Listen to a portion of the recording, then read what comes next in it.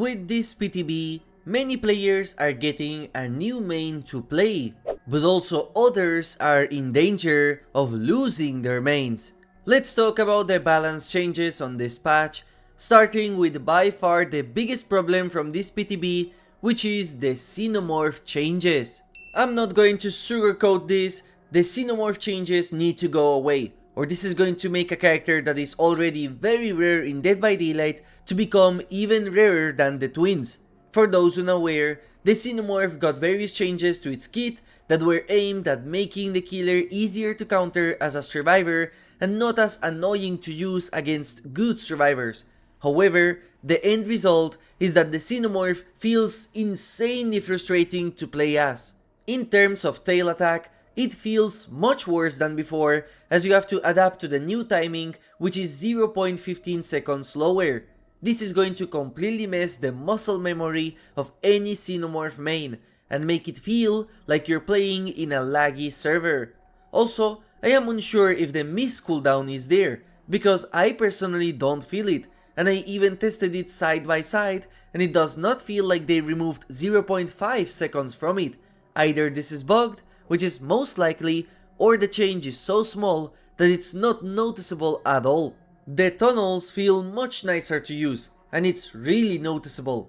Not only can you detect survivors further with the killer instinct, it just feels overall better to use as a map traversal tool, and will save some time.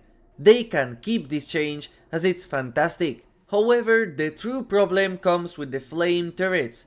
First of all, the increase of flame resistance is really noticeable and it's the only change that feels good. The problem comes next. Whereas before, if you broke a turret, you could recover from your burns fast, now it takes absurdly long to do so. It's enough for me to add an entire sponsor segment here and the Xenomorph would still have some flame left by the end of the sponsor. And the worst part is that the flame overlay that the Xenomorph gets anytime they are burned is stuck on the screen. So now you have to see this ugly overlay constantly while playing the killer. Getting inside the tunnels does not remove this burn either. The only options is to let yourself be burned by the turret as it removes the overlay, or down a survivor and pick them up as it also resets it. And because of this, the solution they were going for, which was to nerf double turret setups, actually makes all turrets in the game double, as the moment you get close to the second turret, you will be still burned by the first turret. Personally, if I were a game tester, then I would see this as an issue that shouldn't have gone to the PTB in the first place. Once again, if the turrets are placed by themselves, Xenomorph feels much better than before, but only for newer players, as good Xenomorph players will completely lose that gameplay aspect of using the environment in order to dodge the flame of the turrets little by little. And if the turrets are together, you cannot have a chance to destroy both without losing your power. And if you find a second turret, which is pretty easy to force the Xenomorph to do as a survivor, you are guaranteed to lose your power, and because of the overlay being so annoying, it's actually better to just lose your power and go back to a tunnel in order to get it back, which feels terrible. Oh well, would you look at that? The burn effect of the Xenomorph is finally over. This does not solve anything, and the problem behaviors stated on their dev diary are actually worse than before. Add-on wise, most of them are trash. The majority of add-on changes are not going to make them better to use except for the harpoon gun, which can be interesting in certain builds. For those wondering, the emergency helmet is still a good add-on to use, as before it, you would resist 135 charges of fire instead of 100, but now with it, you can resist 200 charges instead of 175. Even if the add-on is worse than before in terms of value, you get more value now, but there is no point in running it since the burn timer is so long that no matter what, you're getting out of your power the second time you interact with a turret. And surprisingly, they didn't nerf the add-on that reduced the flame turret's range, so this is still a fantastic add-on to choose. The Xenomorph feels terrible to play as, which is not good for a licensed killer that a lot of players already hate. My personal changes would be to buff the heat dissipation by a lot, and please remove the overlay of the burnt flames as long as you are not getting hit with a flame turret. Those two changes would not gut Xenomorph completely, but it will still feel worse. If I absolutely could, I would completely revert everything except the tunnel speed, the sound effect when using the power, and the add-on changes except the emergency helmet, which can be kept as before. The point of the Xenomorph is that it's a killer with an insanely lethal anti-loop power, so you have to use the turrets to counter it. Now, its anti-loop is worse than Nemesis, and the flame turrets get so much more value now, so there is absolutely no reason to play this killer if you want a good character. The only reason to keep playing it is because you like the Alien franchise, but these nerfs are a disgrace to it. If these changes go live, the Xenomorph will become a C tier killer and debatably a D tier killer. Makes no sense to nerf a low A tier killer at best when there are characters like Nurse and Blight in the game. It feels worse than Overheat Billy and Skull Merchant. I am not exaggerating this for the purpose of making this video clickbait. It is truly bad. If you want to know more about this, please take a look at TheMrHeadache's video talking about these changes. He goes much in depth on this as they main the Xenomorph and have much more hours than I do. Now Legion mains on the other hand are eating well in this patch because they feel the best they have ever been. First of all, the cooldown of the power being 5 seconds less compared to the 20 we had before feels so much better, and the best part is that the brown cooldown add-on was unchanged, so you can now have 10 seconds Feral Frenzy cooldowns, which are insanely fast. The fatigue timer as well as movement speed also feel so much better and help with your power to get basic attacks on injured survivors if you try to body block them, as you don't lose as much distance than before. The Feral Frenzy lasts 1 second longer, and the add-on that added 2 seconds now only adds 1 second, so if you were using this add-on in the past, your Legion Feral Frenzy will be the exact same, and the speed you get when you hit survivors is great. But the best part of the changes is that the Legion did not get any significant nerf to the add-ons. So, the Mural Sketch add-on, which in the past gave 0.1 meters per second per hit, is now only 0.08, but combined with the boost of the power by default, you actually get more speed than before overall. So even if the add-on was nerfed, it is still objectively better than before. The Legion feels so much smoother to play with, and you get access to your power more in the match. And now that the fatigue is faster, you can use it to cut off survivors kinda like a budget Kaneki does.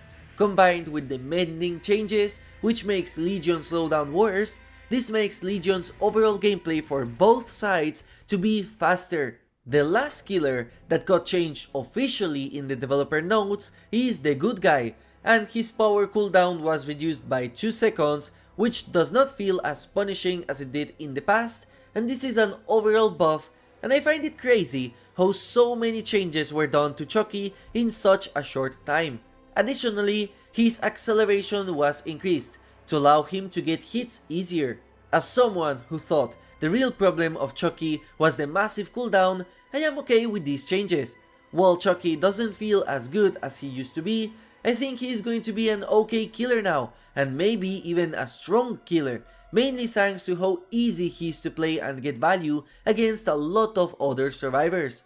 And finally, let's talk about the biggest shadow nerf I have seen recently, and that is the fact that the Oni got his flicks removed from the game. But it's not stated on the developer patch anywhere, so it might just be a bug that will get fixed once the patch goes live. If this was intended, that reduces the skill expression of the character by quite a lot, as the majority of the Oni mains fell in love with the character thanks to this mechanic, just like how Blight got a lot of fans thanks to the hug tech. But when you think about it from a developer standpoint, console players had no access to this power unless they used mouse and keyboard.